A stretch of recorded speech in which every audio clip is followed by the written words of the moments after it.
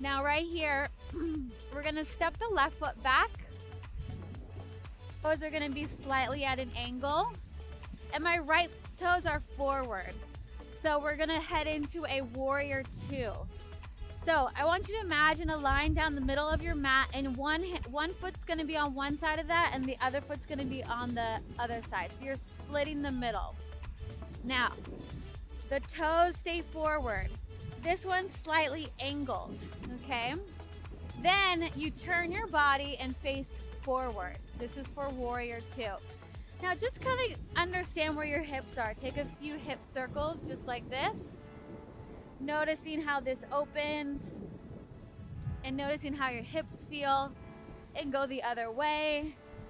It's gonna feel really, really good, especially if you have tight hips. Good, it's a great little exercise here.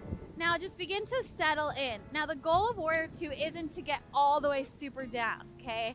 I see sometimes people doing that, and it doesn't need to be low. It's more about finding the position of the hips and feeling strong and proud. Nice. So hips are forward. Now from here, reach the arms out to the side. Palms face up.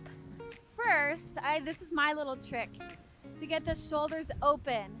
Keep the shoulders open just like that, and then just turn the hands. There you go. That's your warrior two. Look straight beyond those fingertips and feel this strength building up in your body. Nice.